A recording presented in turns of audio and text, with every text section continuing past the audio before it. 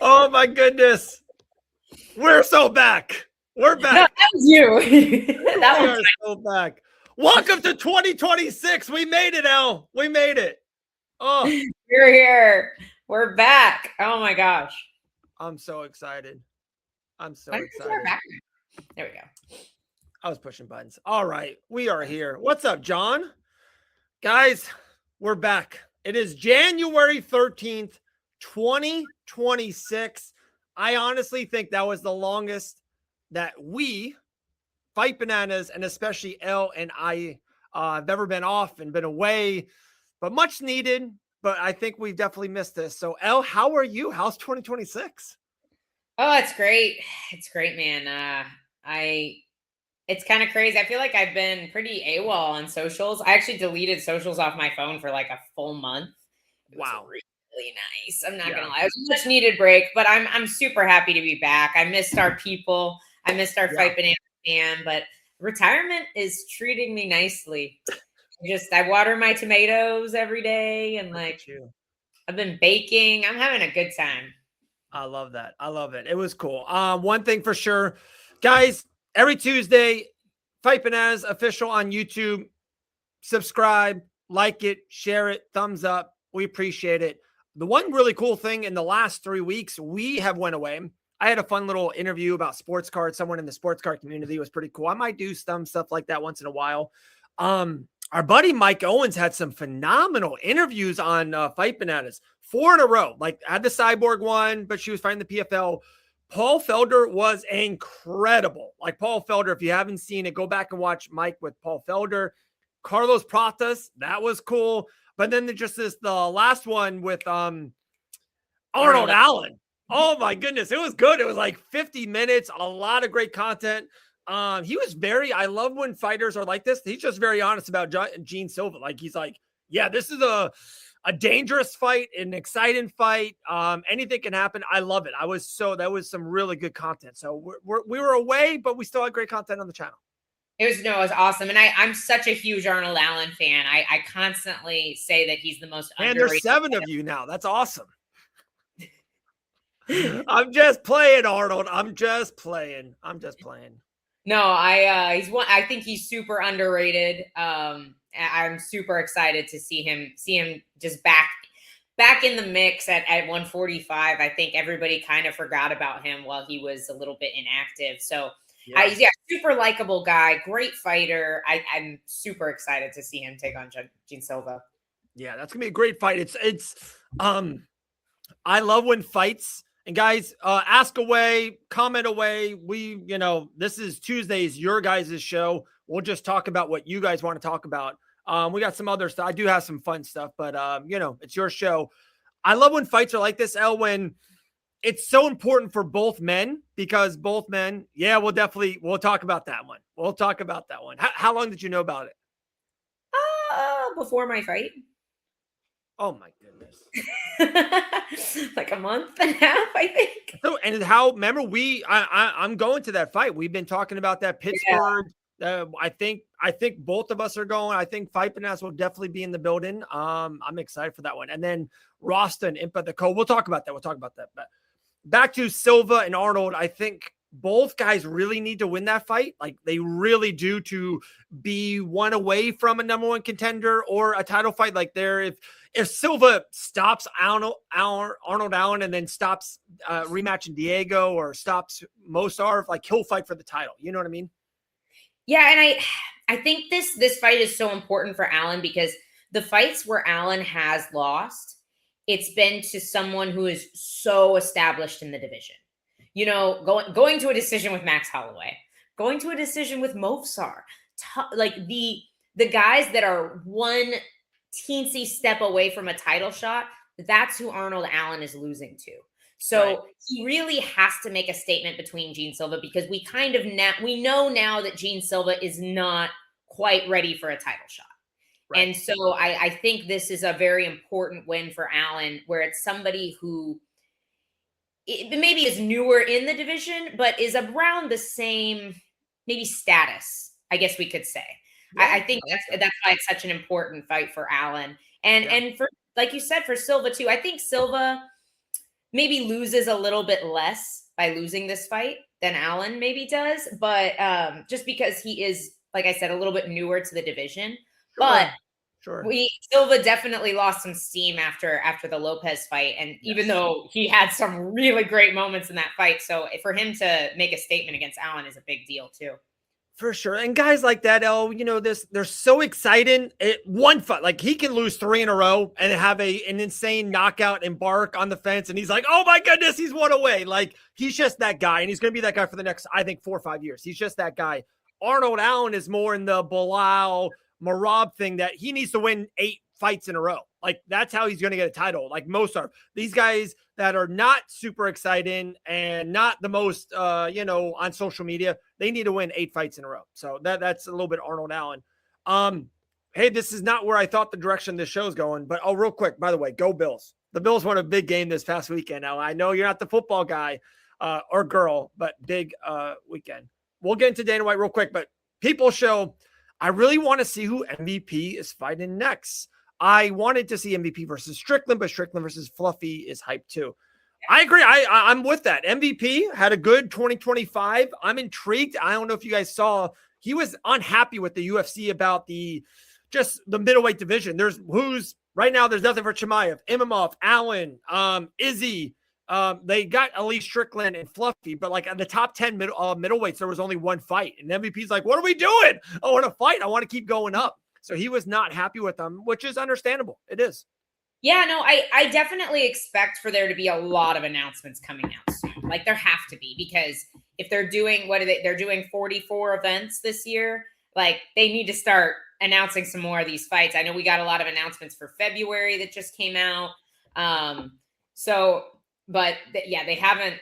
They have not announced enough fights yet. I would tend to agree. So I think those are coming. However, I will say about MVP, he's one of those guys that I think you handle carefully, because he is.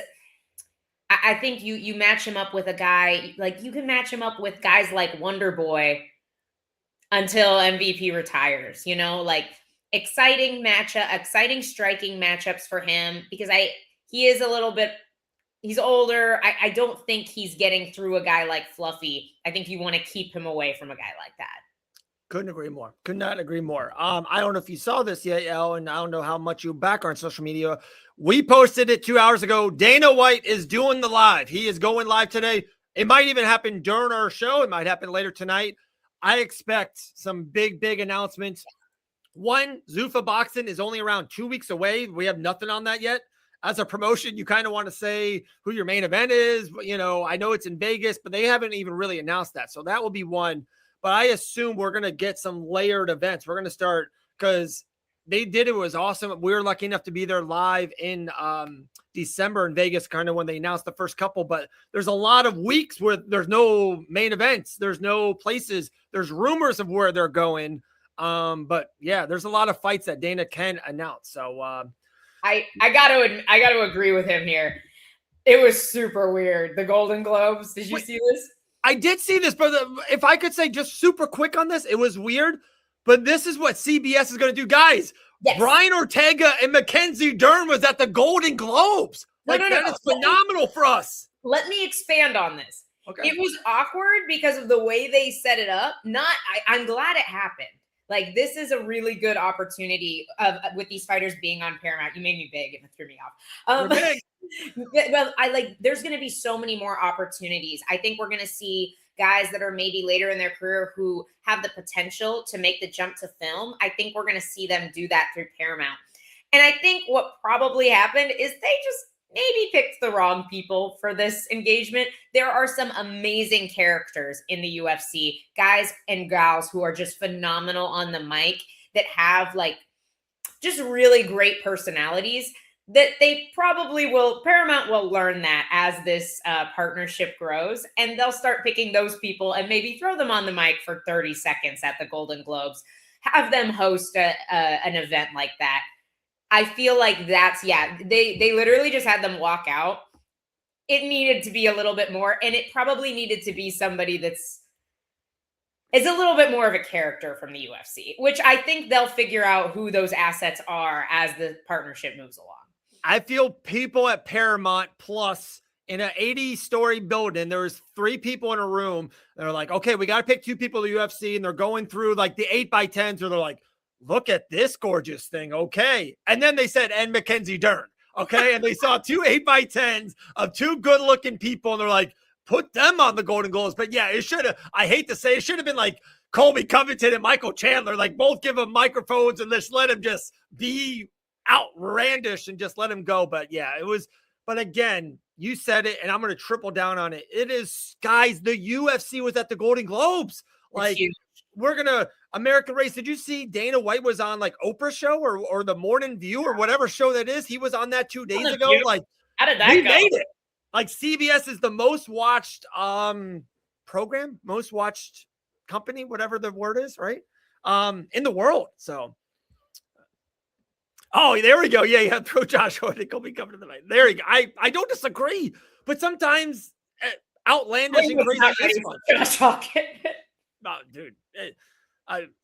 The heavyweight division, is back. The heavyweight division's back. I'm loving it. I really am.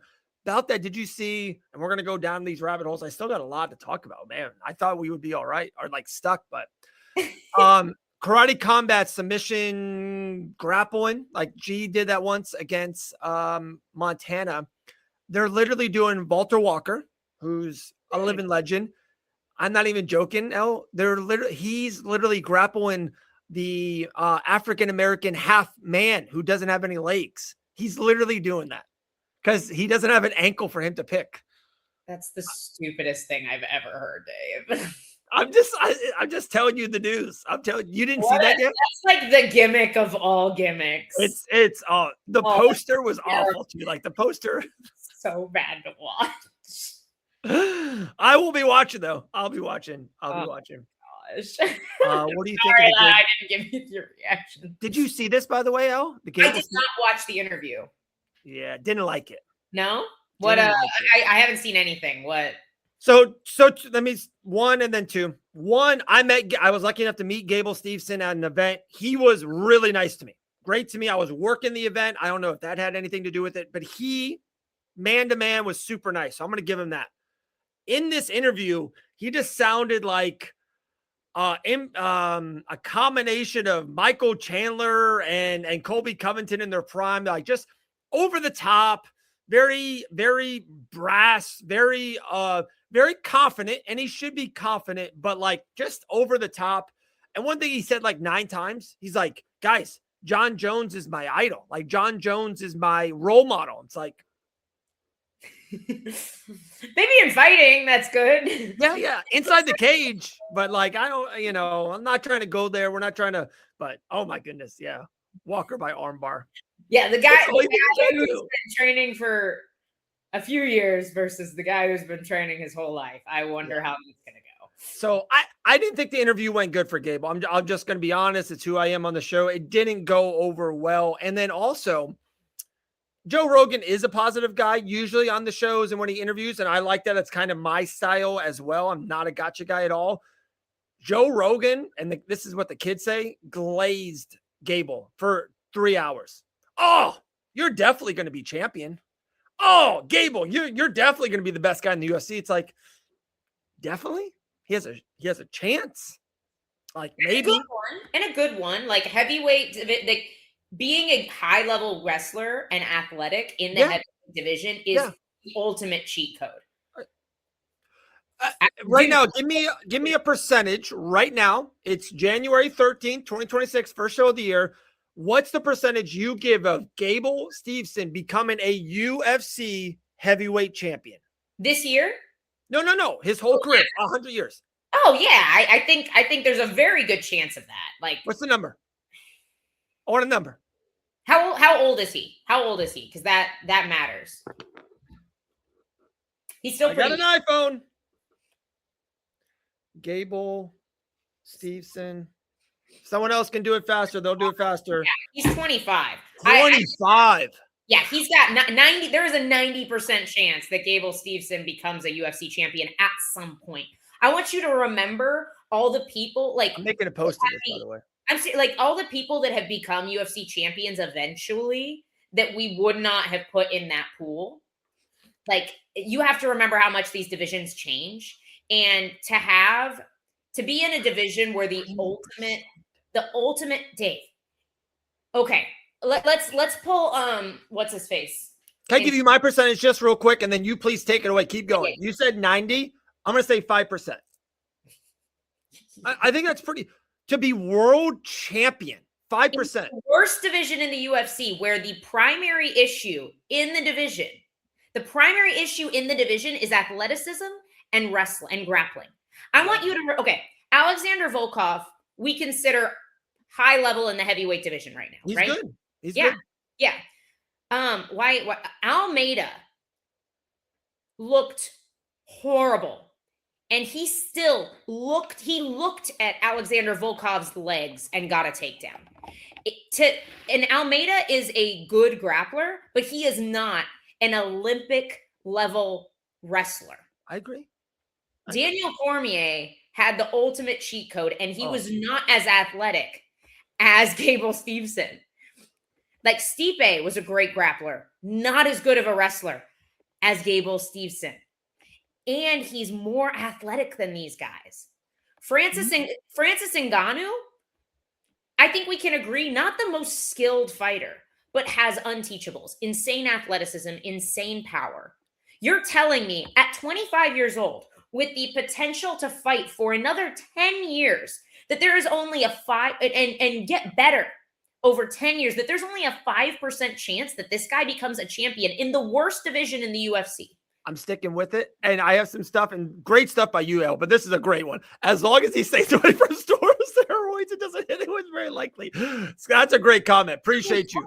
Speaking, statistically, that guy is a champion. Oh, he is. No, he is. I guess, El, my point is you mentioned DC and Stipe, and I know John Jones beat him and all. And I know you and Grant are Kane. And hey, Kane's a top 5, top 3 guy either.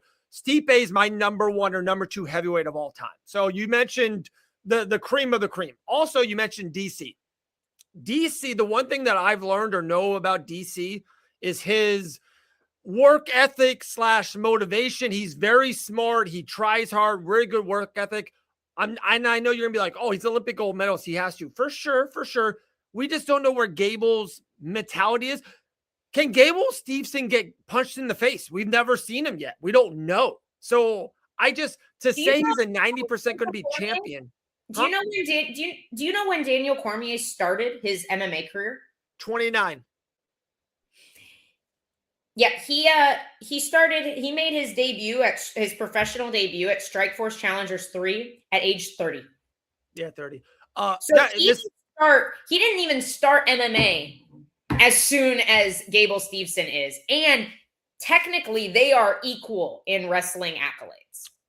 I actually think Gable Stevenson's higher in wrestling accolades. But the PFL has 0 shot of grabbing him. He said this on the show. He's going to the UFC. They even have a deal already together. They got a deal. It takes time. You got to mold him a little bit. You can't just put him.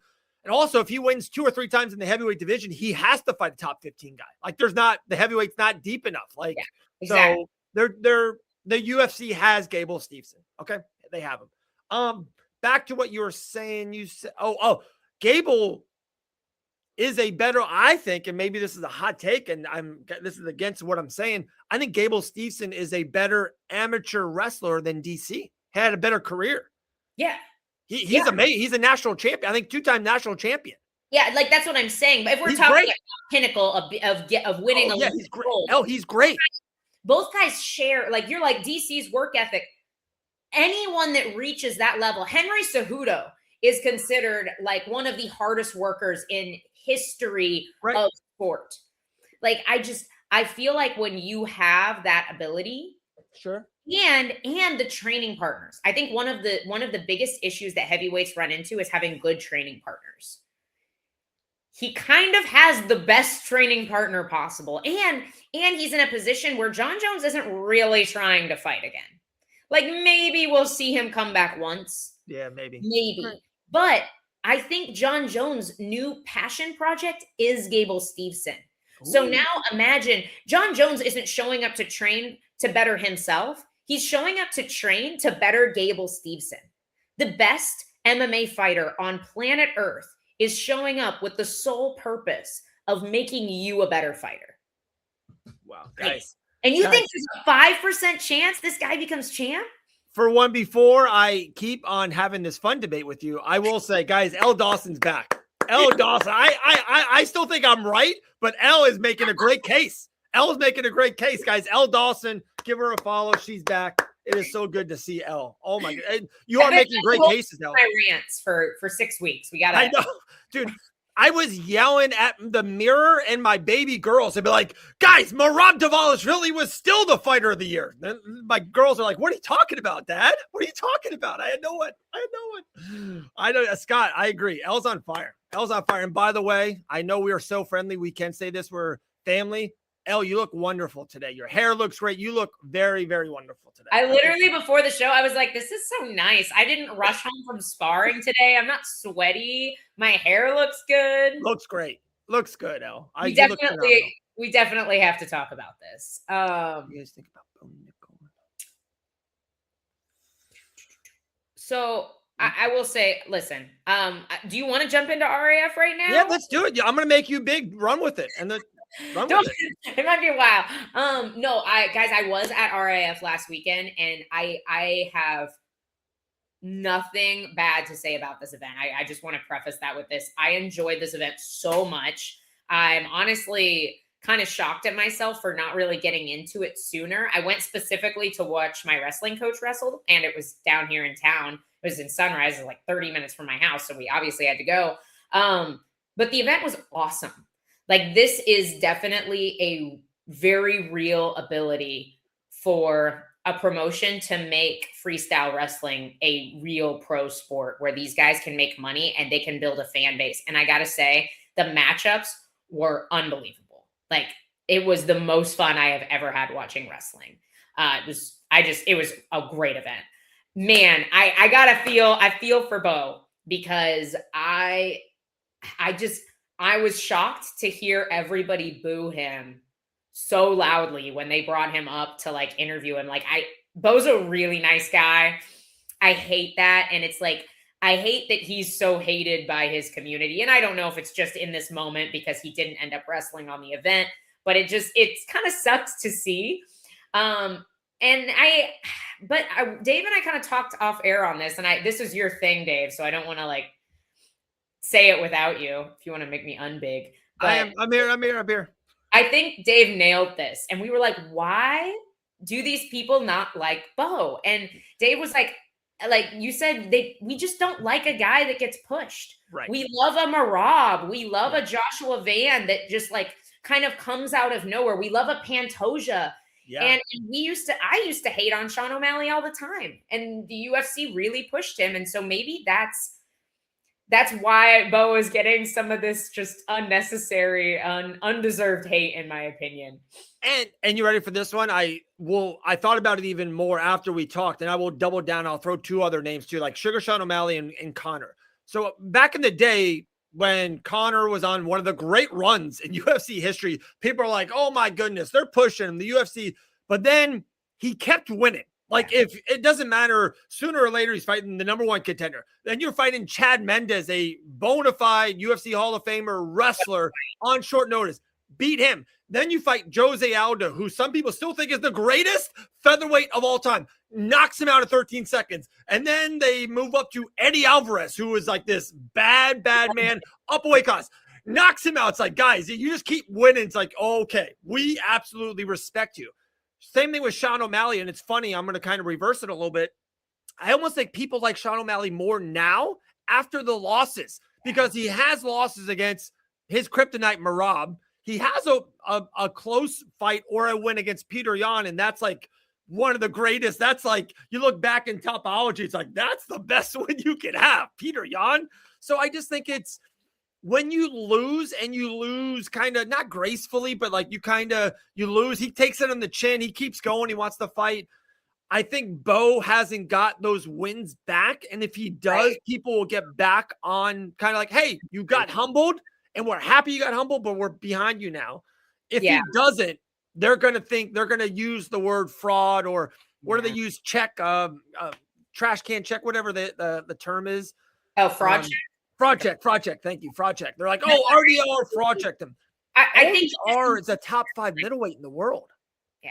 No, I agree. It's not a bad loss at all. And so it's like, but he hasn't had that win yet that like, to get people like, oh crap. Okay. Like he does have it. And so, and I think he will with time. I think he's in a very unique spot where he is fighting guys with like triple his experience. And that's so hard to do. Even if you've been competing in wrestling your whole life, it's a totally different sport. And so it'll take some time, but I'm hopeful that Bo will earn back the fans. Cause I was like, oh, that's a bummer. Like we're at a wrestling event. Like you think people would love Bo Nickel here. But me personally, I would have wrestled. To me, I don't feel like if it's a fight, I think the weight miss matters a lot more. It can hurt your career. It can hurt the trajectory of your entire life, whether or not you get a title shot, things like that. Maybe Bo has a plan at RAF to build a career where it's really important to him that the guy makes weight. I don't know. Me personally, I wish he would have still wrestled. But I don't know what happens behind the scenes. There were some very interesting call outs at RAF too. If I was going to, there's more stuff in there and more questions. And speaking, Jake, I want to give Dave flowers for saying orange. Did anybody not call it? Oh, sorry. It's okay. Not to take your flowers away, but I want the flowers. Can I get these flowers? I want these guys. I kept on saying, I was like, I don't know why we're more of us, like the MMA community was not more into that fight. I couldn't wait. I went to it. I was there live. It was, for one, I will give MVP their flowers. It was one of the funner or funtest boxing events I've been to. It was quicker. It was music. It was big. It was loud. The entranceway was awesome. It was cool. It was cool. You felt like you were at an event. With that being said, he broke his jaw in 2 spots. Like, this is what we wanted. It's like, I just didn't understand why we weren't more pumped about it. There's a lot of reasons. And I think watching the fight, like, I literally was watching the fight and I was like, I shouldn't have watched this. I'm so upset. Like, watching it happen, how it happened, like, I lost so much respect for Jake Paul in these moments where it's like, I would have had more respect if he came out, didn't cheat.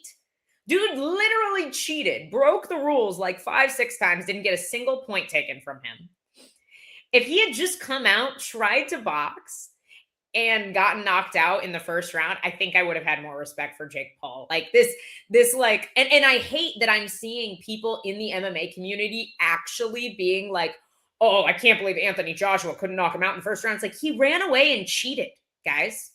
Like, yeah, of course, he wasn't trying to win a fight. He was trying to run away. You try to chase somebody 3 miles around a ring for 3 minutes. It's hard. Like, he was barely even throwing back. And so it's like, you can't fault Anthony Joshua for not knocking him out earlier. And you cannot give Jake Paul any credit for not getting knocked out because he was just running away and shooting double legs. And so to me, it's like that entire moment of that happening, to me, that discredited MVP a little bit. Wow. Okay. Like, that just discredited the organization and the sport of boxing overall, that it's like, we didn't take a single point. Have you ever seen that happen in an MMA fight? No. He should have got a point taken away. He definitely should have got a point taken away. 3 points taken away, maybe 5, which I knew it wouldn't matter because I knew eventually Joshua was going to track him down. Yeah. But it's like it was silly. I have one. Yeah, let's finish this. And then I do want to go into that question. Guys, ask away, ask anything. I do want to get into that because I actually have a bold, I think a strong take on one of these questions. The last thing on this Paul and Joshua thing, and people were like, and I was lucky enough, like I said, I was there live and post-fight and all that, and everyone's like, whoa, was it rigged? And a lot of my like all my friends that are not super into combat sports, they asked me, it was a big thing, and they're like, guys, I feel 100% confident about this, Elle, and I don't know if you agree. To me, it was not rigged at all. However, Elle, again, like, trying to say that analogy of just say of us of some sort. If you say, hey, Dave, I want you and Susie to come to our house. We're going to have a very, very big, important dinner. We're going to have our personal friends and family members over. Like, can you come over for the dinner? We're like, okay, we will. Without saying anything to us, Susie and I would come dressing nice because you implied, hey, this is a big moment, a big thing. You didn't have to say dress nice. You just invited us. It's a very special thing. We're going to do this one time. I think Joshua and their teams, hey, we're going to pay you a lot of money. Hey, I think it's just implied a little bit. Just stretch this out a little bit. No one ever said that. They didn't go behind the scenes. There wasn't a handshake. It's better for business that it goes multiple rounds. I disagree.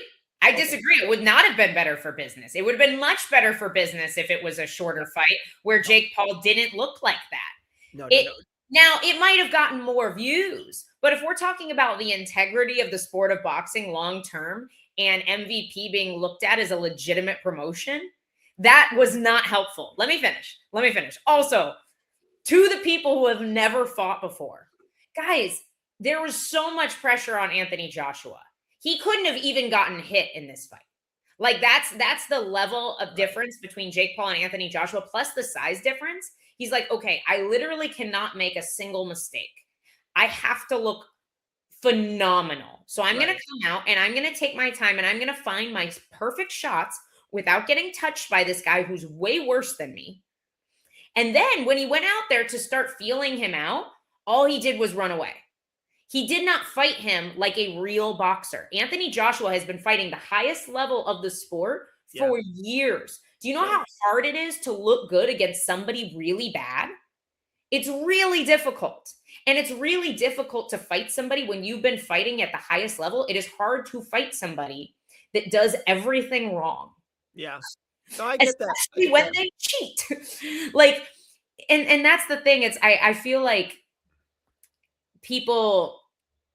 Anthony Joshua came out with full integrity, intent to do his best, and then was met with the biggest clown show possible by Jake Paul, and people are acting like it's rigged. Like, it's just, you can't understand it if you haven't been in a fight, but when you get in there with somebody who does things wrong and badly, it makes it really hard to do the right thing. No, all right. My biggest disagreement in all that you said is that him going 6 rounds for Anthony Joshua, and I'm just going to be honest, this is my take. MVP doesn't care about the state of boxing. MVP doesn't care about the sport of boxing. MVP, Paul and Nikisa, cares about their business, their corporation, their team of MVP Promotions. Maybe so. That was a good night for MVP Promotions. Sure. In their back pocket, Jake Paul's like, hey, I went 6 rounds with the greatest, heavyweight of all time. Deontay Wilder didn't do that. So now he can say, he stood there and boxed with him. No, that's the thing. I don't disagree. I don't disagree. You can't look at it and be like, there was a gentleman's agreement, because literally every time Jake Paul was about to actually get touched by Anthony Joshua, he dropped to a freaking double leg on his knees. He did an illegal move every time he was about to get hit. That is why it went 6 rounds. There was no gentleman's agreement. It specifically went 6 rounds because Jake Paul cheated every time he was about to get finished. Now, I think that was Jake Paul's plan, and I get what you're saying. He did that so now he can go online, and because he doesn't care if people hate him, now he can go online and be like, I won 6 rounds with Anthony Joshua, but it's still bullshit. And I don't think it has anything to do with a gentleman's agreement with Anthony Joshua. I think it was just good game planning, if you can call it that, on Jake Paul's part. That's my 2 cents. No, I got you. Is Paul now going to do MMA or do a PFL fight? Guys, I said this, and I think we've all said this. Jake Paul is never going to fight in the PFL. I actually think for the first time in a long time, the PFL is going in a great direction. They are doing more fights than ever, more fights in America than ever. They're in Pittsburgh with real fights. They also just announced Fabian Edwards versus the champion, Estella. They're going to different countries. They're in Spain. I'm not trying to go there. They beat the UFC to Spain. So they're doing stuff, good fights and real things. Just put on fights, good fights all the time. We will watch you. So I think the PFL is on the right track. I agree. Yes, Before we talk about because I want to. Oh. Yes, I agree. I'm not hating on MVP as a whole because they put on some really great actual boxing matches mixed into the gimmick matches, and I appreciate that. You know, this was awesome. So much fun. It honestly was. Like, they're both super old, but you can't like not love seeing Anderson Silva win like that. Yeah. And how he did it, like that was an insane move. Like he like faked a leg kick and it was awesome. I being there live, it was electric. No, and we got to talk about, I was so happy to see Andrew Tate lose. I don't think people understand how fake his kickboxing record is. Yeah. Like John, I will answer your question next. I promise. After I'll go with this, John, I promise I have something for your question.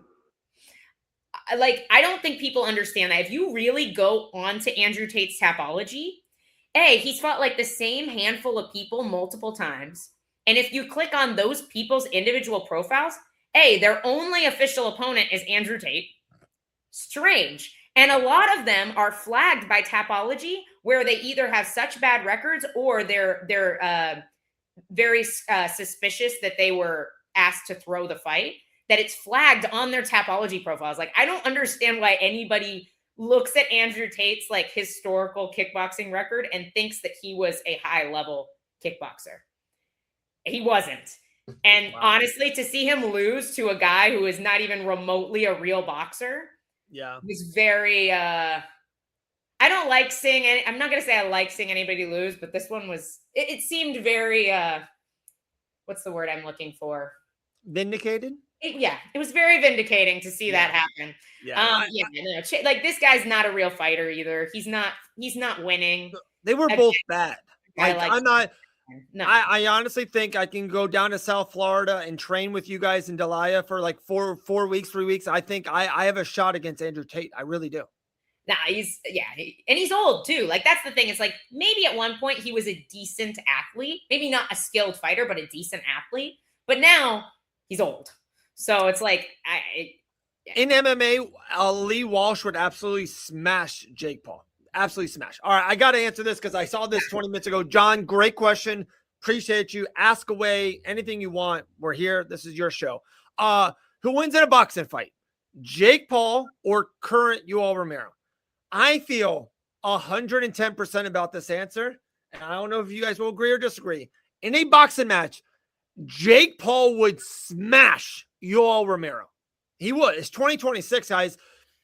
And as much as we want to discount Jake against Anthony Joshua, one of the greatest fighters of all, guys, you saw what he did to Ben Askren and Woodley and Nate Diaz. Like, Yoel Romero in 2026, he's 50 years old.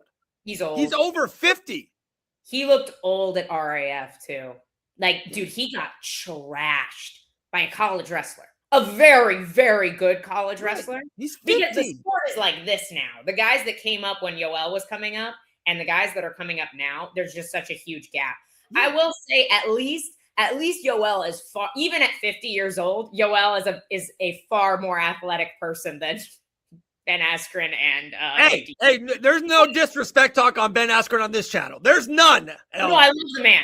But he's not known for his explosiveness. Okay. That's all I'm saying. Like, he's a great wrestler, but he's not known for being a sharp, explosive, powerful guy, while Yoel Romero is, even at 50. But I would tend to agree with you that favors Jake Paul. Yoel is big right now. I've always thought about this, and this is guys, I apologize for where my brain goes. I apologize. This is how I'm wired. When Yoel Romero perishes away and he goes to the higher power, and he sees our Lord and Savior, and they're like, Yoel, do you think you're allowed in here? How's your life gone? Blah, blah, blah. He says that. And he's like, yeah, I think I do. And God goes, he like gives him a little cut, and all these steroids come out of his body. Like, are steroids allowed in heaven? Is that a heavenly thing? I don't know. Is that bad? Good. Technically, he's not cheating now. He's not competing anywhere that tests. So right. We're all sinners, Dave. Okay. Amen to that. Every single day, every day. I like going back to RAF. Like that dude he wrestled was insanely good, and that guy's teammate is their 135 champ.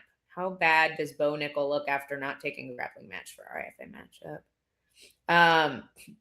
Dude, okay. I need to say what the matchups need to be here because the call-outs Can I just answer this just real quick? I have a theory on why. We never kind of did the Bo thing, and then please go into RAF, please, on the matchups. Bo Nickel, regardless of what sport he does, he needs to win. He needs a win. Like, it's one of those things. Sometimes it's a mental thing or it's what you look out to the world. Bo Nickel is a winner. Bo Nickel is a champion. Bo Nickel wins. He wins in everything in life. He had a bad L. You don't want to lose again. If you all weighed 18 pounds more than him and it was scared of like, oh, I'm a wrestler. And if a 50-year-old Yoel Romero beats you because he weighs 20 more pounds and kind of leans on you, it's a bad look for Bo. And it's understandable. Bo has nothing really to gain, only a lot to lose on that. So that's why I think he didn't take it. That's my perception. I would tend to agree with you. I think, like you said, we were talking about earlier, like he's gotten this kind of just really heavy hate. Yeah. He can't lose. Now, do I think he would have lost despite the weight difference? No, I don't either. But I understand the concern, if that makes sense. But anyway, okay. Jump into these. Okay, so this night you had Austin DeSanto, incredible wrestler. I love this kid. Awesome pace. Super flexible, so fast. Like he's just a goer. He's like a little Marab to me. Love DeSanto. Wins their belt. Calls out literally the nicest call out I've ever heard. Calls out Henry Cejudo. I think that's awesome. I think we can agree. Like Cejudo, it was time for him to retire from MMA. Like we're happy to see him go. I would love to see him still compete in RAF. I think Cejudo is a lifetime competitor. I don't think he belongs fully retired outside of competition. And wrestling, it's at least not going to put the wear and tear on your brain the way MMA is. Like it's definitely hard on your body, but I think he can still wrestle for several more years. So I would love to see that matchup happen. I think that's 100% what RAF needs to do after Cejudo wrestles Uriah Faber. Love Uriah Faber. I don't think there's a chance he beats Cejudo here. I just don't. Cejudo's wrestling is just elite. Anyway, then you had Michael Chandler come out and call out the winner of Colby and Luke Rockhold. That's like 9 different weight classes. Like, well, not at RAF. I think Chandler's looking pretty thick these days, and I could see that happening. Me personally, they gave Arman a very favorable matchup, but he beat Lance Palmer exactly how he should have beat him, which was by total annihilation. If I am the matchmaker at RAF, I'm doing Arman and Michael Chandler because there's no way Michael Chandler and Arman are fighting in the UFC at this point in time. And I don't think there's any way Michael Chandler can beat Arman in a fight. But if he has a chance, it's in just pure wrestling because Michael Chandler is a damn good wrestler. I still think Arman gets this done, but I would love to see that match. Just the athleticism between those two guys. I think RAF could do a really cool match there. With Bo, you can really do anything with Bo. I think they do need to, maybe they should do a more competitive matchup for Bo. That could be something good under his belt. Like the match with Kyle Dake. I don't know if everybody knows this, but the Russian guy that Kyle Dake wrestled at RAF last weekend, he previously lost to in the Olympics. This dude is absolutely high level. Silver medalist, like elite wrestler. It was an insanely fun match. Super close match. And obviously Kyle Dake got his vindication, got his redemption, great story, all that, blah, blah, blah. USA beats Russia. We always love when that happens. So amen. They have this great just guy in Kyle Dake. And I almost wonder if they could do something similar with Bo Nickel if they had him wrestle another real high level wrestler. And they had him. He's wrestled Pat Downey before, who's a good wrestler, and he beat Pat Downey.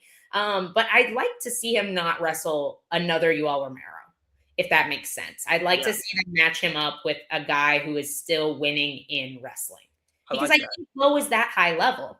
Now, once again, that's a risk for Bo Nickel because he needs to win. But if he beats a high level guy in RAF, that could be a way to kind of rebuild some of that reputation. Yeah. It might carry over to the UFC as well. Great point. I saw this as well, Sean. This is so funny. Armand making money off of Dave's boy, Aiden Ross. He was all about it. Aiden Ross pays very well. And Elle, I think you will this is just me in a nutshell. So on the 24th, not this weekend, next weekend, Island Fights is back. So I'll be on that. It's Saturday, the 24th, literally the UFC pay-per-view night. The night before, Aiden Ross has a show in Miami, Florida. So guys, both shows are in Florida, but if you know Florida, it's literally an 11-hour drive. Miami's in the South Florida. Pensacola's top left. It's literally in Alabama. It is 11 hours. I can't do the Aiden Ross show. I make more money at the Aiden Ross show. I'm just too damn loyal. I'm just too loyal as a person. Island Fights is home. Their family there. So I was like, I can't do it. So I don't know. I don't know if me and Aiden are not cool anymore. I don't know. We'll see. Whoa, hey, they pay well. They pay well. I didn't even know what you did there. I was like, I feel like I should say it. In the blue corner, C-Rob. I don't want to stand up in front of people. I can I can sit behind the desk with the headphones on. And I wish I did. I was in commentary. I love commentary. I was ring announcing, but I don't think I'd be a good ring announcer. Whenever I try to announce people onto the show, it's really sad. So apparently Kyle Dake said he wants to go to the UFC. I did not see that. I did say he said he would take any UFC guy in RAF, right? Which I would have loved to see them do him and Armand too.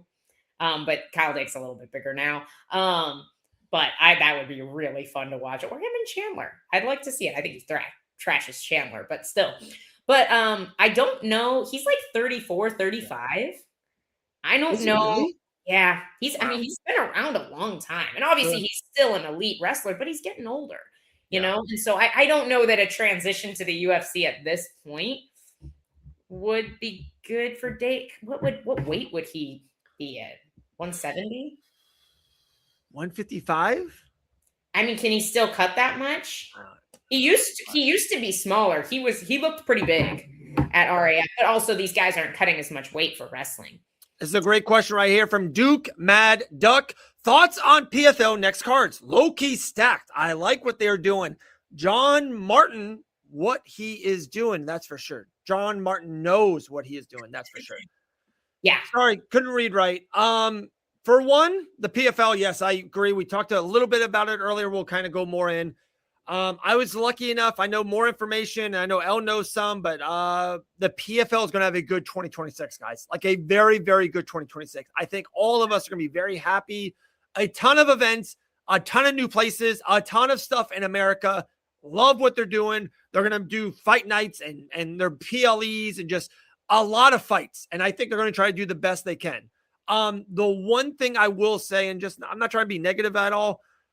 I don't think John Martin is behind the scenes. You know, he's not matchmaking, guys. Like he's right now a figurehead. And if I don't want to say this because I don't want to get off the wrong foot. I've never met him. I don't think he's the greatest figurehead right now. And that could be wrong. And maybe it needs some time. Have you watched some of his videos? I'm just not uber impressed with him. That's just my 2 cents. I haven't watched his videos, but I do think he's responsible for a lot of the decisions, like doing away with the tournament. I think so. Because I know that there have been people on the PFL team who have been saying that for years that weren't getting listened to, and then all of a sudden this role changes, and now maybe he's just more willing to take advice. Yeah. Maybe that's the case. But he also has more experience in the MMA space, like at least than Don Davis, which isn't hard to do because Don Davis had no clue what he was doing. And I think we can say that now without any reservation because it was very clear. It was very clear. They wasted tons of money on Jake Paul, Clarissa Shields, like just Francis Ngannou, things that did not pan out for them, instead of really focusing on building their own guys. And I think that the idea of a Bryan Battle Johnny Eblen matchup is genius. There is absolutely no way the PFL can lose in this matchup. Very good chance Johnny Eblen gets this done because he is one of the best middleweights on planet Earth. And Bryan Battle is absolutely no scrub. So their guy winning against a guy who only is out of the UFC probably because he was hard to work with or missed weight, not because of skill, not because he was losing. If he gets a win over a guy like that, that makes PFL look awesome. Yeah. Furthermore, if Bryan Battle somehow gets this done, it doesn't look bad for the PFL because instead of getting the UFC's leftovers right now, they're getting a guy who is winning in the UFC. Yeah. Yeah. Good point. And I think it's similar. OAM. OAM was not a detriment to PFL when he won because he was winning in the UFC when he left the UFC. So if Bryan Battle comes over and does well, it looks good for the PFL. If Bryan Battle comes over and loses, it looks good for the PFL. There is literally no way they can lose with a matchup like this. And so I think this is the route they need to go. And I think it's a route that they can actually exploit because the UFC is overpopulated and they're making cuts. And I think there's people that want to be more active or that want more money. And so they may be willing to leave the UFC while they're winning to go to PFL. Not everybody. And personally, I don't think that's the right move. But I definitely think that there are fighters who are willing to do that. And that's huge for the PFL right now, especially as they're probably going to get a really nice influx of support and money from ESPN so that they can continue to compete with Paramount now. So I'm really excited for this year. I'm not going to hate on John Martin because I think the fact that good changes happened right as he came over, I can't ignore that as that's well said. It's definitely well said. I mean, as a on-air talent, I'm just not uber impressed, and that's what I mainly mean. Like, he talks well. I don't know. There's something, and maybe I am too programmed I've seen Dana White for 15, 18 years, and he just has like, guys, we got big news, big fight, come to the fights. There's just something about like his energy I just vibe with. And I think I hear that people say that about me. So like, that's just my take. You know what I mean? Like, so if I too am extraordinarily humble. I'm just kidding. Can I ask you a question? Sure. And I don't know the answer. This isn't a gotcha moment. It's genuine. Has Dana always been like that from day one? No, I'm so happy you said that because I was gonna say this at the beginning. Dana White wasn't good. He wasn't. So I agree, guys. Us doing this show, commentating, you fighting now. Are you as good as you are right now? 7 years ago, like anything you do and care about and do for years and years and years, you will definitely, I would assume, and most people will get better at it. Dana was not good. There's once him on, like UFC 3 or 4. He is bad on the microphone. He is, I think, now the best. He's phenomenal. He could go. So totally, very well said. Great question. And yes, you got me. Gotcha. All right. This is a great question. However, I think the PFL is maybe safe here because they have an awesome app. Like, I want to commend the PFL on their app because I remember when we were like big Michael Chandler fans trying to watch Bellator back in the day, and it was almost impossible. You could not go back and find old Michael Chandler fights. You couldn't find the events. There was no promotion. Like, when they were on DAZN, it was the hottest mess I've ever seen. The new PFL app is really freaking good. And so I imagine there will be people who just watch through the PFL app, and it's free. So, and I don't know if everything will be streamed there, but the fights will go up there. And so I do think people will still watch. Maybe they won't watch through ESPN though, which might hurt PFL long-term. I don't know. But I think they've set up good infrastructure for people to still be able to watch their fights. Okay, two things on the ESPN Plus thing. I don't know anyone else. I'm just talking from me. One is, on everything I buy, and this is, I'm super, super lucky in life and very blessed. I say this every day. anything that I buy like that, or Paramount Plus or ESPN Plus, I buy for the year. One, I'm a little frugal, so I know I want it. So instead of spending $15 a month, they're like, hey, here's $100 for the year. I'm like, oh, I save money. I'm buying the year, right? So I do that. I don't know about anyone else. My ESPN Plus ends on May 1st. So I have ESPN Plus. Like, it's not going anywhere until May 1st. For whatever reason, when I first did it was May 1st. So I like, again, for me, I'm just talking for me, I have 4 months to watch the PFL 2 or 3 times a month. And that's what they need to do. That's what we're getting at. If the PFL puts on Brian Battle versus Johnny Eblin, and then Estelo versus Fabian Edwards, Dakota Ditcheva was injured. That January card's awesome. So if Ditcheva comes back in May and it's Ditcheva versus someone, and then keep going, I'd be like, guys, I'm not canceling my ESPN Plus. I need to watch fights. So I think they have a shot. More, like you said, I think it would hurt them more if they were still under the tournament structure, because there would be nothing to draw people back to ESPN to watch PFL. But if they can build their fan base this way, like, man, I really think they have the potential to do it. This is very exciting for me for the PFL. I'm pumped for the year. For sure. There's one thing I definitely want to get into, but like I said, you guys keep asking, so I will keep on going. Who should be next for Gamrot, Al? That's a great question. And then there's another Gamrot thing here. I feel like I would like to see Gamrot do RAF too. No, I know I'm like harping on this, but I'm just saying his wrestling style, take you down, cut you, like score my points, cut you, like that fits really well into RAF. They should just have him and Armand wrestle each other. L. Dawson. Oh, thank you. That you are right about that. Gamrot's the 6th best UFC lightweight on this planet. Who does he fight in the UFC next? If you had to guess, just because I got someone. You go first, because I'm going to pull up the rankings and see what I think. There's a guy that I shouldn't use this word. I'm going to use a different word. There's a guy I despise. And I hear that he's a good person, but I'm as loyal as, dude, talking about the devil. What's up, Grant? I know who he's fighting next.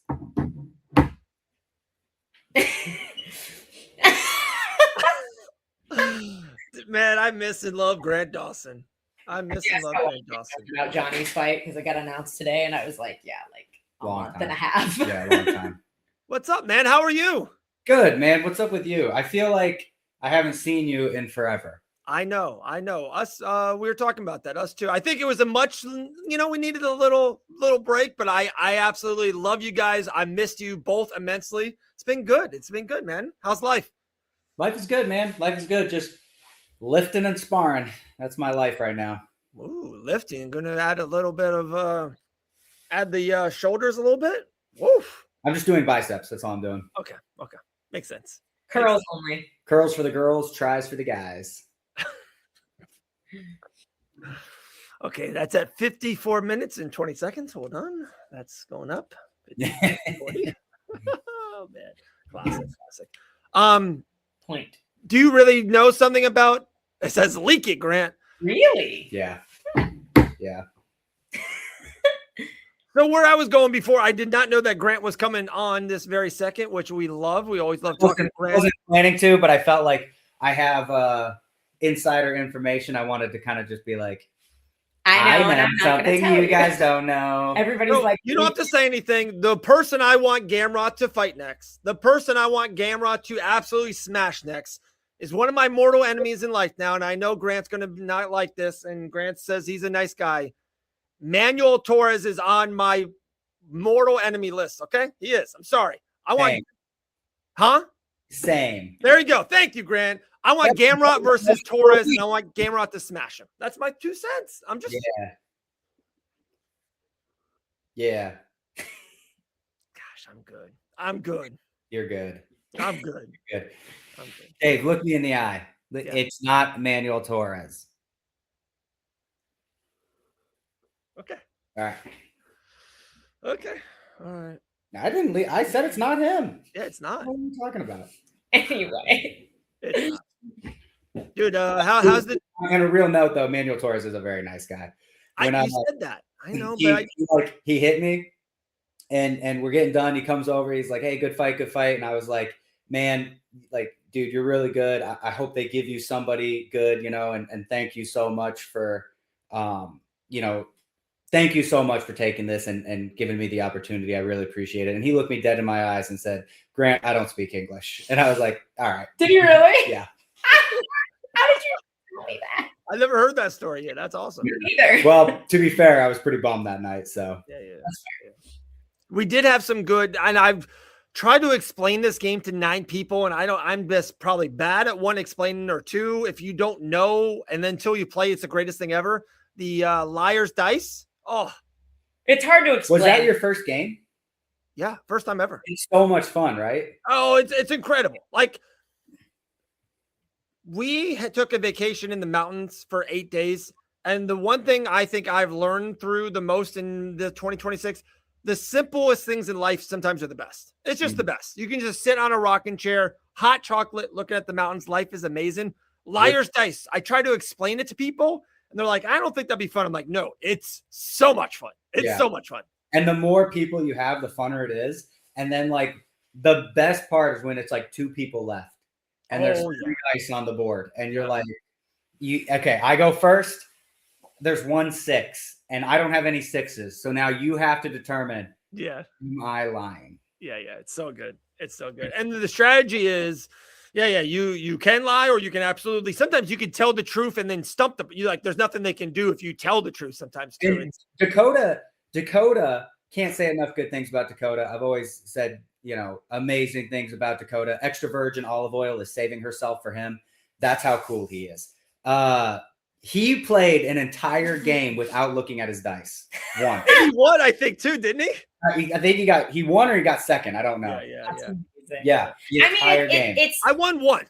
What you roll. No, sorry. It's like 5% what you roll, 95% strategy. And yeah. It's all strategy. 99% strategy.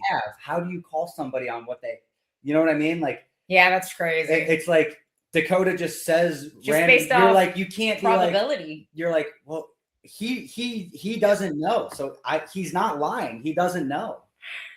Yeah. That's amazing. I think Grant did. We'll keep it at that. Then they go, thoughts on the whole Renat UFC situation. Your sources are wrong, dude. What did Duke say? That it's Ziam. Faris Ziam? Yeah. He's pretty good. He is good. Yeah, I don't know. I don't know what happened there. Faris Ziam was good. Renat, and we talked about this earlier. The roster's so big and there's so many guys. We don't know behind the scenes. He might be like, "Hey, you guys got $8 billion. I want $500,000 a fight." We don't know. And, there's agents and there's a lot of stuff behind the scenes. He wins a lot, but does he move any needle? I don't, it's. Well, I've actually heard, I don't know if I should say this. I've heard that PFL and the UFC are like, look, we have enough Russian fighters that are undefeated. That's what I've heard. And it's like, if you don't move, and the UFC's kind of put into a bad spot here where it's like, they have to put on good cards now. They have to put on fun fights, which is why I'm wrestling less. No, I'm just kidding. They have to put on good fights if they want to keep this $8 billion company happy, Yeah. No. Wait a second, Sean. I thought Dave was about to say, what I realized when I was up in the mountains? It's not funny to be up in the mountains and I want to be back in Florida. I did miss Florida. I did, but my point was the simplest things are the best. My favorite moment of each day sometimes is being with my kids at the bus stop and picking them up at the bus stop. Just these little nuanced things. It's the best. Absolutely best. By the way, Dylan. I have a question for you, completely off topic.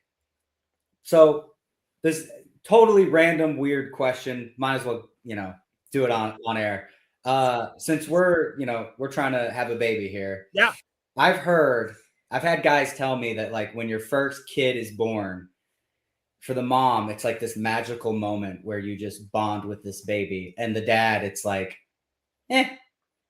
Once he gets a personality, you really start bonding with your kid. And then, once they start growing up and you really get, but when you first like hold your newborn baby, you're like, okay, I need to make sure this thing doesn't die. And that's about it right now. Is that accurate? I don't have kids. You do. For me, it's not accurate. And I think Elle, especially in you too, Grant, can double down on this. I am flawed and mess up in every other thing. As a host, as a husband, as a dad as well, but as anything I do, the best thing I do in life is being a dad. It's the best thing I do. It's what I'm best at. When my first son was born, it was a heavenly type of moment. It was euphoric, so excited. It's kind of like it's a bad thing to say, but it's you love this kid. I don't want to say more than your significant other, but there's just this thing of like your significant other, as much as you love, once in a while, it's like, can you put the damn toilet seat up or down? Or can you pull the dishwasher out? Like, there's always real life stuff. As a kid, there's none of that. There's just unsaturated love that goes to that kid. So I didn't have any of that. It was the greatest feelings of my life. That's incredible. I see. It's weird because I obviously I don't have kids, and I hear these fighters that are like, oh, I have a kid now, everything's different. And I'm like, were you not trying hard before? Like what I don't have kids, so I don't understand, but it's like,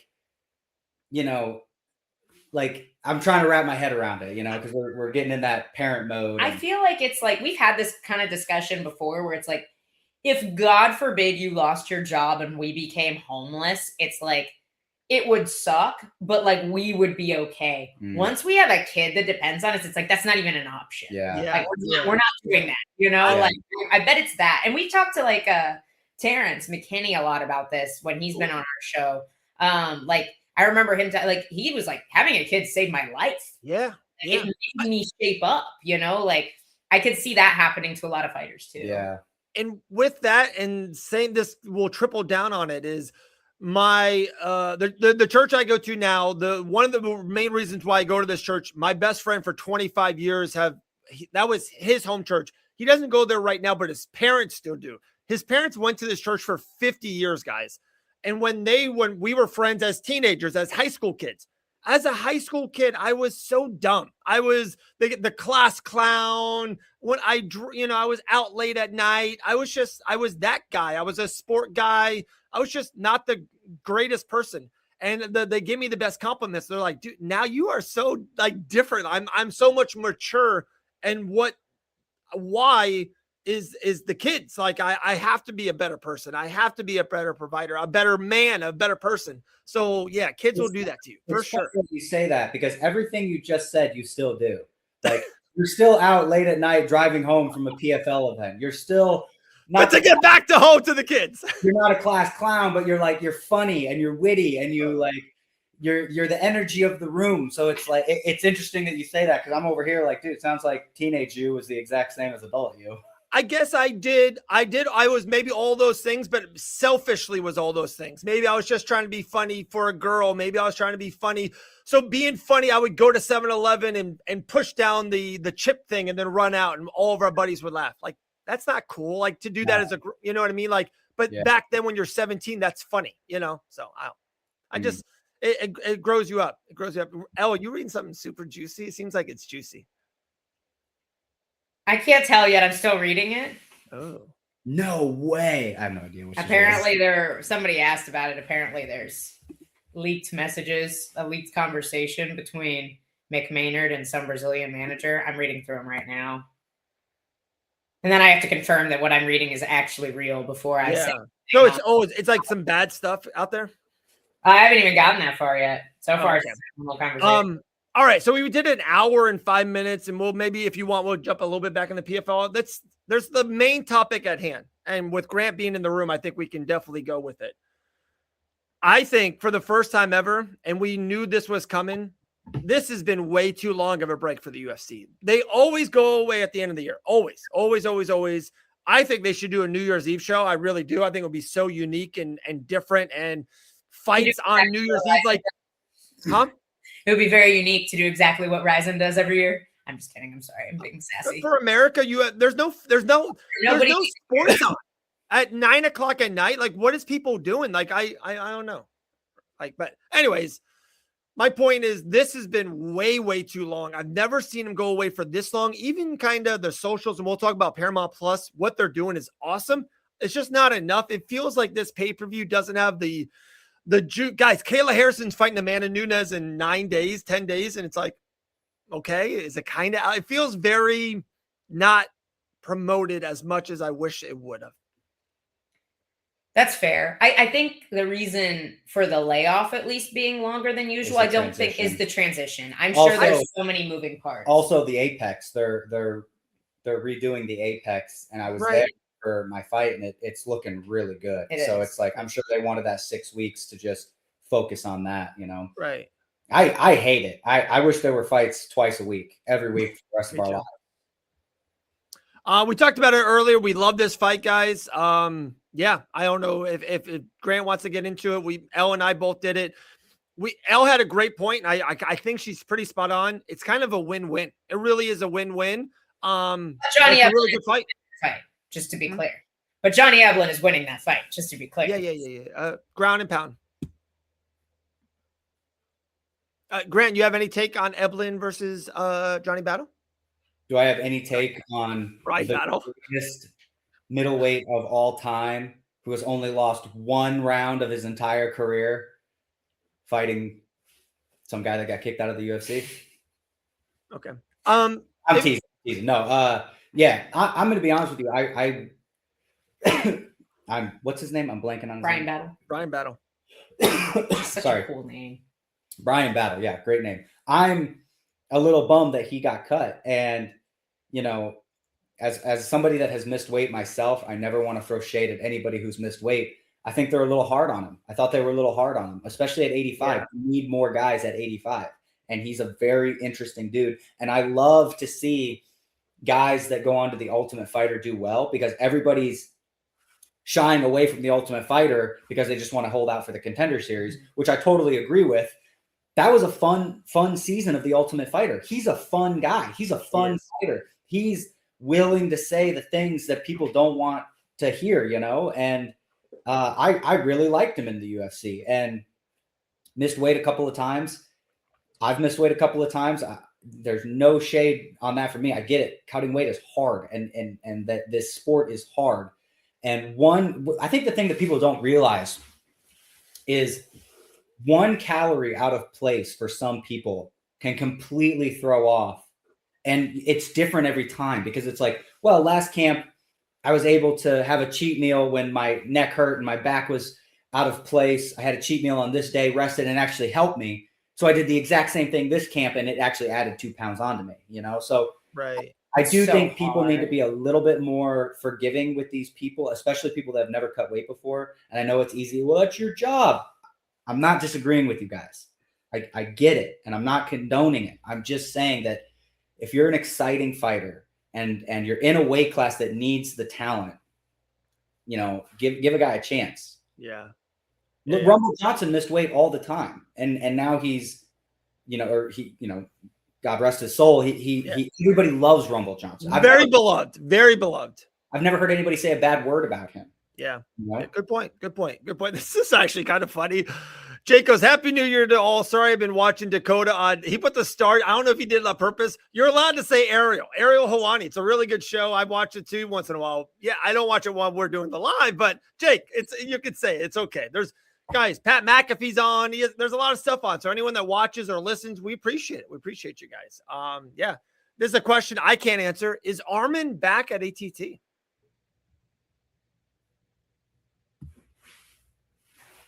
Okay. This is a really good fight. Really good fight. Yeah. I think David Martinez is kind of a dark horse in this division. Like, I know people are starting to notice him now, like had his first main event, all that, but he was a dog. Or first main card. What? Who's David Martinez? The doctor, the Mexican doctor. He just beat knocking people out. Did he just beat oh my gosh. The boxer guy. We can finally talk about it now. Why can I not? Oh, heck Hey, let's Let's go. go. Yes. We are so pumped about that. I'm so pumped. Rob Font. Oh my Yeah. gosh. Yeah, I know who it is. Yeah, there's Font versus Rojas Jr. His first big main card spot against Font. Yesterday, Lupi versus Tatiana, King Green versus Selhuber, Verna versus Tabitha Ritchie, Grasso versus Barber, Ige versus Milky Costa. They're starting to. They're getting it out there. I love Ige. I think that's going to be a fun fight, but I think Milky Costa. I think there was a better fight they could have made, him and David Onama. Ooh. I think that would. Ooh, that is fun. Great fight. I think there's more interesting matchups for Malky right now. I think to be honest, I'd watch Melky fight a paper bag. That dude's so fun. Yeah, but would you rather see him fight a paper bag or a rock? But Grant, maybe they're both Melky and Onama are younger than Ige. Maybe they're trying to elevate Melky to beat Ige. Maybe they're trying to do one with Onama and then they both go, because Onama just fought in the main event. I feel like they're trying to build a couple and then you put them together. I would say that. David's coming off a loss. Melky's on a tear. But I agree, but he's still ranked. I think if you're ranked, that you're coming off Fair a loss game. goes out. Yeah. Okay. Aziz is fighting Rufy, who's coming off a loss. Yeah. Nobody's complaining about that. I mean, that's the co-main, right, guys, of 324. I mean 325. Sorry, that's the co-main, right? For 325, I think so. It's not this weekend. No, that's the next. So 324 is the bigger one, is Gaethje and Patty. But by the way, I am getting a little bit more hyped about that fight. I just am. Hooker versus Benoit is the co-main. Ooh, okay. Fiziev and Rufy is the feature. Oh, okay. That's kind of good. I like those three. Back on that card too. Say it again. That Taliesin Teixeira. Ooh, heavyweight. He's fighting Tai Tuivasa. Did you say this card isn't going to be good? Who? Did you say this card coming up isn't going to be? No, I have 324 better than 325. That's all I said. I like 325, but 324 is better. Versus Pimblett, Kayla Harrison versus. No, he's saying that one's the best one. Yeah, that's the next one coming up. Yeah. It's better than 325. Okay. Yeah, it's a great card. Keep going down. Wait to watch Sean O'Malley fight Song Yudong. That's gonna be. I know that's in 9-10 days. That's what I mean. I feel like when Sugar Sean O'Malley fights, months in advance, we have all this stuff. I'm not even kidding. We do this. I really kind of forgot he was on that card. I really did. I was there live when they did the walkout. It's just they've been away for so long. I've just not seen anything. Yeah. Well, it's also where a lot of people are getting rid of their ESPN app because they don't need it anymore. So it's where do you see the card? And do you really want to type it into your phone and go check? And honestly, the ESPN app does a good job of who's next and what's coming up. Yeah, they do. And I wonder how that transition will work with Paramount, if they will utilize the app for anything. Because the Paramount app, I guess I've never really looked at the sports section because we don't watch sports on Paramount. So It's I wonder how they'll utilize the app for that, or if it'll all be more. No, so it's funny you said that. Saturday or Sunday, the Bills playoff game play the Jaguars. So I'm watching Paramount Plus, and the Bills won, by the way. All through that football game, they showed Patty and they showed Kayla. They showed back-to-back. They had a great commercial about 324, 325 back-to-back weeks. So there was a lot of, if you're watching Paramount Plus, but it's just like you said, it's different. I don't watch a lot of Paramount Plus either. I just don't. There's just not a lot on there that I organically watch. I do now. Top Gun. Tom Cruise. The second Top Gun movie was amazing. And I waited so long to see it because I just wasn't a huge fan of the first one. Great movie. Don't chomp my head off. It's a great movie. It just wasn't my style. And then the second one, my buddy Patrick made me watch it, and it was phenomenal. It was awesome. Maybe my favorite movie of 2023 or 2024. Yeah, it was great. Awesome movie. Yeah. So, but life's good for the Dawsons right now. South Florida's good. Always. Be a lot nicer if we had another Dawson, but it would. That would be cool. A little Dawson. it's so funny. There, I know another couple that like wants to definitely have a baby, and like I'm gonna try to say this the best way possible, the most political correct. Like Susie and I multiple times, like we weren't trying and just kept on happening, just kept on happening. It's funny how life kind of works sometimes like that. I don't know. Weird way to say that your kids weren't planned, Dave. Oh man. All right. Too much. Any update on the light card? Chandler called out Conor McGregor for the 400th time at RAF. I know. Is that even like breaking news? No, anymore? at this point, it doesn't matter. It's June, by the way. It's June. It's not even July. It's June. You click on it. Sure. Apparently, Grant has beef with Sajikov. There's some beef there. I think he's a vegetarian. News to us. No, I saw him at our fights, and he was nothing but nice to me. And then we both ended up getting knocked out. So it just took him a lot longer to get knocked out. So I think we should do that fight. I think that's the fight that's a fun comeback fight. He's a savage. He's got one loss in the UFC. Dude's a stud. Let's do it. I'm in. I like it. Is there trying to say this better. Are you adamant about your team and the UFC be like, guys, I don't want to be on the shelf for that long? Like I want 3. I want 3 fights this year. Like is that something, or is it just more sticking against the wall? I mean, dude, I keep, saying, hey, God, I'd love $1 million, but it hasn't come yet. So I'm just kind of like, you know what? Chance. Man plans and the UFC laughs. So I think you got a better chance of $1 million than 3 fights. Yeah, I think the Lord dropping a lottery ticket in my lap is more likely than me getting 3 fights in a year. But yeah, I'm going to try. I'd like to get 10 in a year. You know how rich I'd be, even if I lost them all. Tony Ferguson he was laughing at us. He's like, guys, I'm making 400 and 400. Even I'm losing, I'm making 400. He lost 6 in a row. He made $2.4 million. He had a great run. Wow. To be fair, though, how much of that money is going to recover brain cells? Yeah. Sometimes you just need to be done. Yeah, that last one was bad. All right. At least he can pay for his medical care. Yeah, we can't fix the brain. At the end. He's still going too. He's actually boxing. He won a couple boxing matches in a row. Yeah, not that long ago. He's over here like, winning is actually a lot better than losing. Who knows? Grant, I think I know your goals after fighting. We talked about it, but would you ever consider or be like, yeah, I might do that? Like misfit boxing or RAF, would you get into another kind of avenue that creates revenue for you for a couple years after UFC fighting's done? And it depends on how much money I need and the way we spend, probably.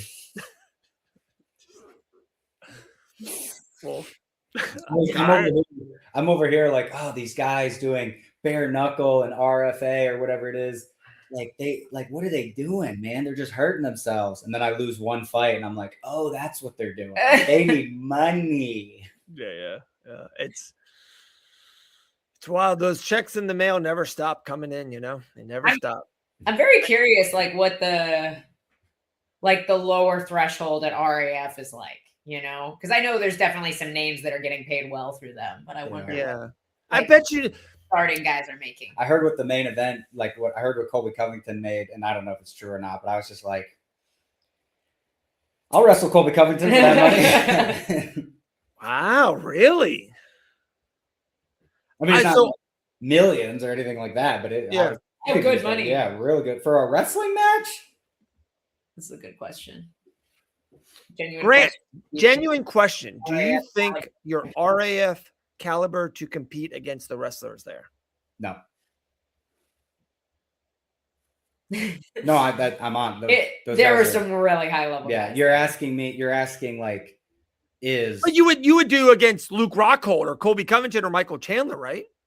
I would wrestle all of those guys for money because I'm not going to get hurt. But to be completely honest with you, Like, I can't believe I'm saying this. I don't think I beat Michael Chandler in a wrestling match. In a folk style wrestling match, I think I could, but that's his life. Like, and he's this tall. Like, how am I going to get in on the legs? Like, no, those guys.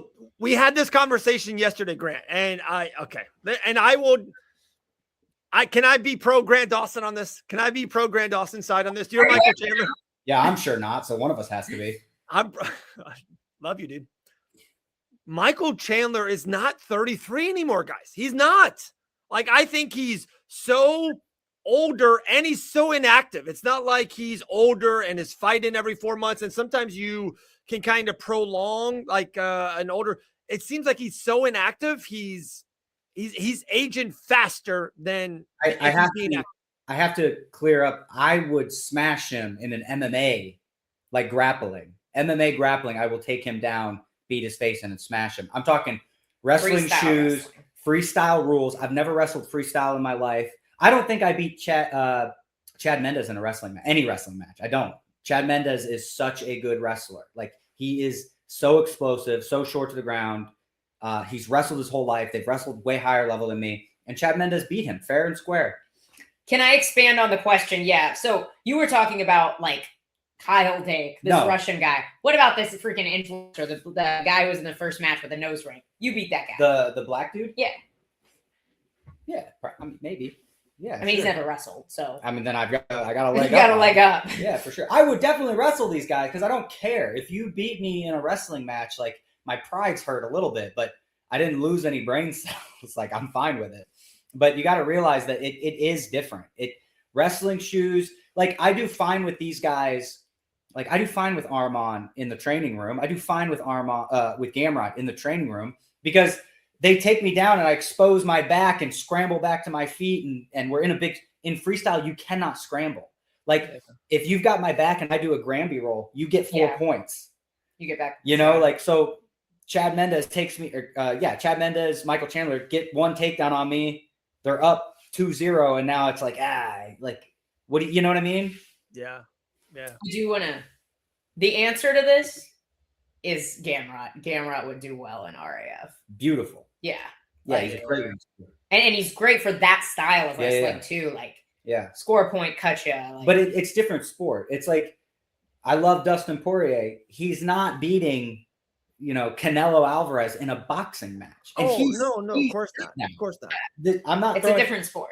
But Canelo Alvarez, no kicking, no wrestling, does not win with 4-ounce gloves on against Dustin. It's a different sport. I don't want to be the best wrestler in the world. I want to be the best MMA fighter in the world. Yeah. I saw a nice mash it. No, I'm just kidding. I saw a post earlier about like, man, first year in our adult lifetime that we go into an MMA, a UFC year with no Dustin Poirier. It's over. Mm-hmm. Way to be a downer. Yeah. Just saw the post. That's not entirely true. He'll be on the desk this year, I'm sure. Yeah, no, I think there's talks of him doing some kind of grappling thing. I saw that out there. I think he'll do something.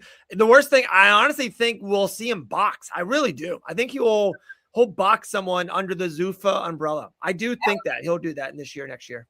Yeah, I could see that happening. I just like, I don't know. I shouldn't say anything. It's just like, why? If you want $500,000. You think that man needs any money? That man could give me $500,000 every month for the rest of my life and still be fine.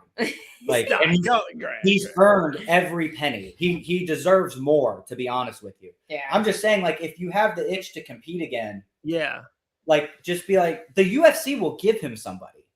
The UFC will be like, oh, Faris Ziam or not? You want to fight one of these guys that's not going to hump your leg? Like, they'll do it. The only thing I will say to that, and your point's not off or not, it's not a bad point at all. Sometimes the story or the ending was such a, and I know he lost and I know that, but like, it was great. New Orleans, the cheers, the family, all that, like, why reopen it? Like, it's perfect. If he boxes is not something new. Like, I wish people could stay like, hey, I am done. It's done, you know? Could you imagine if he had gotten that guillotine? Oh my goodness. Yeah. They'd be making movies about him. How about against Islam? Dude, that fight was so good. It was such a close fight. If I remember correctly, I had it 2-2 going into the did. fifth, and another judge agreed with me. Yeah. So Yeah, and then the other was 3-1. So it wasn't, there was no 4-0s. No 4-0s. yeah. No, it was a close fight. Good fight. If he had shaved his legs, he would have won. Might have. I give because he always gives me shit because I shave my legs because it makes it harder to hold me down and harder to wrestle me, and then it makes it easier for me to wrestle because I can slip my legs in there. And everybody always makes fun of me for it. And then a couple of the guys like tried it, and they're like, "Yeah, I'm shaving my legs for every single fight. Like people can't hold me down. I slip my leg out. Everything." I told him I was like, "Hey, shave your legs," and he said, "I'd rather lose like a man." I was like, "All right." I love it. Apparently, I thought there was some tension. Duke be making up some sources. I know, dude. I'm Duke down. is just, he's trying to create a fight. Grant wants the fight. He does. What's he gonna do? Try to hit me harder than if we like whatever, man. I don't got beef with anybody, but if they want it, they can get it. Let's do it. I'll hump his leg. All right. Hey, do you want to talk about or say anything about what you're doing a little bit, Grant, or not really? Not right now. Are you talking about What you're doing? Yeah. what I'm doing today? Yeah. I mean, if you need to fill the time. No, we don't. We can go off. We don't need to fill anything. I'm just asking if you. It's your show, brother. You're on. Whatever you want. Not my show. It's actually his show. All right. But whatever. Yeah, go ahead. Whatever you want. No, we don't. We don't Let's need do to. it. I want to talk some shit. What? Dave, will you be in Dubai for PFL? No. No, Dakota's not on the card, so It was talked about. It was something we will. We talked about earlier. I think we are definitely at Pittsburgh. We're definitely at Pittsburgh. And there's another one. Did they announce it yet? I don't think they. I think I'm definitely going to Chicago as well. Chicago and Pittsburgh. yeah, we'll be there. Yeah, I'm excited. But cool. Well, Dakota Bush announced just a couple minutes ago signing with the PFL. Hopefully, we'll see him in a American city near you soon. Hopefully, You we will can play some more Liar's Dice. There will be. I'm Liars so Dice. pumped for Dude, him to be the signed. PFL doesn't understand what they have. No, Like they don't. I'm not going to say who. They put him against somebody that I know they think is going to beat Dakota, and Dakota is going to mollywop this guy. Like, Wow. absolutely run through him. And they're going to be like, wow, we have some gold here. Like, they struck gold. Dakota Bush is one of the best fighters in the world. I love He's it. definitely the best fighter. It's not in the UFC right now, other than maybe Usman. It reminds me a little bit of like OAM-ish, Remember like OAM had a 2-year run in the PFL? Like, he went like 9-1. Yeah. Did he? I feel like Dakota's going to do that. Did OAM? I don't think I don't OAM know if he ever ever lost. lost in PFL. I think he I beat thought he everybody. lost in the finals of the second year. I thought. No, he beat everybody. He won the tournament like years. He in a won row. back-to-back years? Yeah, and then Yeah. he took his money and He's bounced. like, I just made $4 million. Peace, PFL. Right? Here, hang on. Let me look him up. Let me make sure I'm right. But yeah, I don't think he lost in the I don't think PFL. he did either. He only lost to really good guys in the UFC. No, 10-0 he did. in 10-0 PFL. in PFL. And his losses in the UFC We're were studs.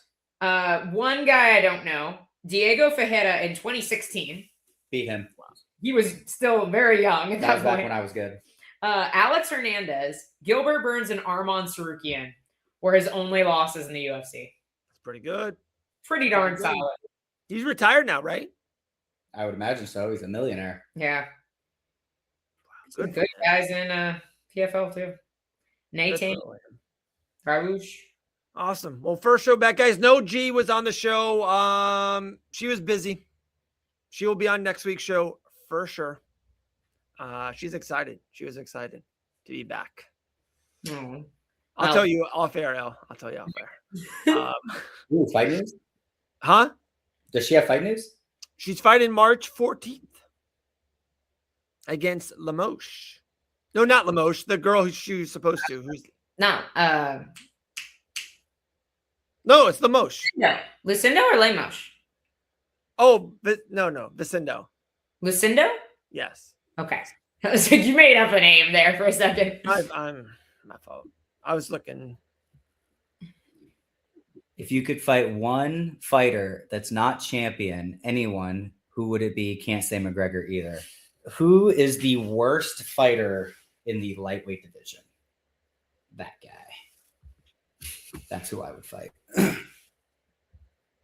No, it is Lamoche. I'm sorry. I knew it was Lamoche. Lamoche. It is. I've been off socials, so I'm not liable for not knowing anything right now. She really has been off social media. It's been nice. Did you guys see this one? Mental health is all better. Like, grow up. Right. Does Dakota beat Usman or Paul Hughes? He definitely beats Paul Hughes. Usman's a tough fight. He's good. Here's You ready for this one? Here's our plan. No, Our no. plan is for him to fight as many easy fights as possible until he's making $1 million. Then he fights Usman. No, you're right. I even have a better one, and I think this is not being funny. This is, I honestly think, is going to happen. Dakota's going to win 5 in a row, and by that time, Usman has 2 more fights in the PFL. Usman will be in the UFC. I'm just letting you know. They don't need any more Russian. Yeah, especially the good Telling ones. you that he wants to be there, and we don't want him. I There's already a bunch of don't tough know. dudes in I that don't know division. that it does the UFC any favors to sign him either. Like they had their. I feel like they have guys that people are getting excited about that aren't Dagestanis anymore. Yeah. Like people are way more excited about Ilia Topuria than they are about the new. Even like, look, I'm just asking, who would you rather have as a champion? You can only have one, Paddy Pimblett or Usman. Like, I'd rather have Paddy as our champion, dude. He talks well. He's funny. He gets out there. He speaks English, kind of. He comes out there and he throws down. And Usman, phenomenal fighter, exciting fighter. But dude, I don't want another fucking yes, brother. Like, dude, just get rid of him, man. I mean, apparently Usman was on Junkie, said he has 2 fights left. This was a month ago. He has 2 fights left on his deal, and he is open to re-signing, is what Junkie said. So Yeah, that's what I've been hearing. USADA's not in PFL anymore, and he was like, "Yeah, I'll resign. Stay. Why not?" I love it. Guys, this isn't even a question. I'm not trying to be like this. Robelis is great in karate combat. He had even Sam Alvey had some strikes on him. I don't know why we had this last, when we had it. Cyril Gane is he's one of the great heavyweight strikers in the last 5-8 years. He is awesome. Maybe we don't love him. Maybe, he's poking people's eyes. I don't know. There's like a weird thing with Cyril Gane. It's like a little Bilal Muhammad-ish. I don't know what to say. Cyril Gane smashes Robelis 99 out of 100 in a row. Yeah, I don't like Cyril Gane. I don't like Cyril. Yeah. I have no reservations about this. Well, I feel like Cyril Gane, the reason why people dislike him is because he's a lot like Yoel Romero, where if you make him fight you, he's one of the most exciting guys in the heavyweight division. But if you don't make him fight you, he's one of the most boring. If you watch his fight with who's the heavyweight? Tai Tuivasa. How did you know that's who I was talking about? Tai Tuivasa. That fight was amazing because Tuivasa was making him fight. And when you make him fight, he's incredible. I thought he looked phenomenal against Tom Aspinall. Thought he looked great against Tom Aspinall. I was literally so excited because I was like, dude, we've got to fight now. Like, let's see if Tom Aspinall is as good as people think he is. Then he got poked in the eye. And for sure, I think Tom did the right thing, but and I have less sympathy for most people because I'm 23-3 and I've poked people in the eye 0 times. I've hit people in the nuts 0 times. I've grabbed the cage 0 times. Like, a fight has never been stopped because of something I did. I don't think not throwing illegal strikes is as hard as people think it is. All right, we're doing just one, and then we are leaving, guys. We're doing one. It's a 2022 pack, Donruss UFC cards. Grant Dawson did the Tai Tuivasa thing, and that's it. I just want more of it. Here we go. 1 pack. All right. Here we go. Is this both of us? Is it like who can get it first? Yeah, let's do that. I have a weird thing. We have a link. John Jones. Oh my God. It's so close, actually. Heavyweight. Tom Aspinall. Derek Lewis. Yeah. Hey, nice. You said close, and I was like, he's either racist or he means somebody that's really good. Golden Globes. What? Golden Globes. Oh, Dern or Ortega? Ortega. That was my guess. I thought you said-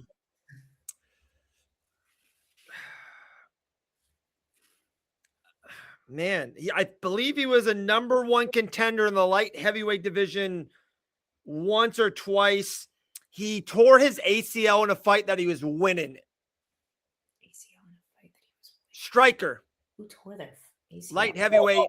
Thiago Santos. Close. In that. So close. Nope. Oh, he didn't tear his ACL. Yeah. Who else tore their ACL? Thiago Santos tore his entire knee. Did he tear his ACL against Khalil Roundtree? What fight? I thought it was Yuri. Like he was beating someone we didn't think he was going to beat and tore his ACL. Yes. Oh, good. Nice. Who was he fighting? Who was he fighting that he... Was it Jan or was it Yuri or was it... No, Yuri knocked him out. Yeah. Was it Jan Blachowicz? Maybe. Oh, we talked about him earlier on the show. A featherweight that was just on Fight Bananas. Arnold Allen. You should watch our show more. Dude, it was a good interview. I'm not the most Arnold Allen guy. Just he was great. Dude, let's see where we're at. This is a Van Auken Dawson, the 3rd greatest female fighter of all time. Weili Zhang. Damn it, so close. Valentine. This person just smashed Weili. Oh yeah. Yeah, wow. She's 3rd now. Who do you got? Because I was thinking Amanda, Valentina, Weili Zhang. Just because Kayla hasn't, I thought maybe you put them ahead because Kayla hasn't defended her title as much as these other girls. That's the only reason I was like. I just don't have Valentina second. I don't know how is it Joanna? Is it Rhonda? I don't know. There's like 5 girls I feel like I can put up there, but Valentina's not further than 3rd or 4th. She's just not. She's great. Oh, for sure. No, for sure. One of the most intelligent bantamweight fighters in UFC history. Mario Batista. Intelligent. More intelligent than him. Corey Sandhagen?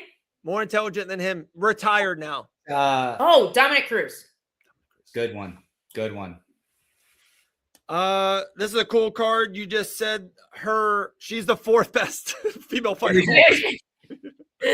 Oh, that's cool. That is a cool. It looks like the Captain Crunch. I was just gonna say that. It looks just like Captain Crunch. Sorry to be the yellow. So this is a cool card. This is an insert, I think. The most popular UFC fighter in history. Conor McGregor. Oh my goodness. Jillian is number 1. You guys are right. That's my list. That's not the Dawson's list. That's my list. This is a fighter comes up all the time. He's a lightweight, got in the UFC too early, but is having a good run now. Chase Hooper. Boom. Nice. L. Dawson. Nice. My All brain. right, we got a couple more. Wait, so I was like, light heavyweight. That's one half of the RAF main event. Colby Covington or Luke Rockhold. Luke Rockhold. Nailed it.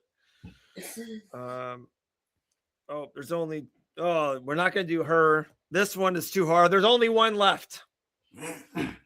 One left. It's 2022. UFC heavyweight legend.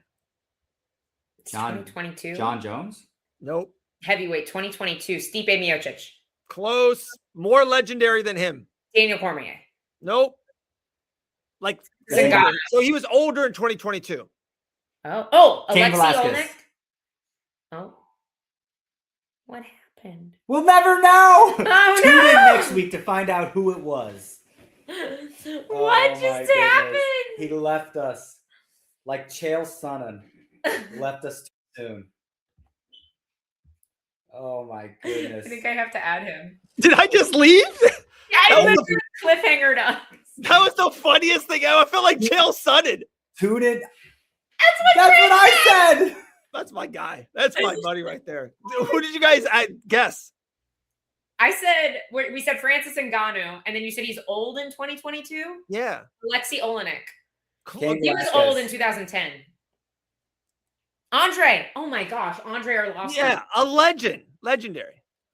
All right, that's it. That was fun, dude. That was a cliffhanger. Is he not a legend? I just saw him beat up 2 YouTubers while holding his phone in his hand. I was there too, by the way. I literally saw it live. Was Dave the YouTuber? And I don't know why I'm in the media, and I'm one of the 90 people who took out their camera and taped it and went million of views. I'm like, oh my goodness, Arlovski's fighting someone. I'm an idiot. I'm just not that. No. That's you need to get the glasses that record stuff for you, and just anytime something happens, you just good point. That way you can watch. So I recorded it. I showed it to you guys. I recorded Jake Paul getting knocked out by Anthony Joshua. I was just lucky enough to have that moment. We posted it.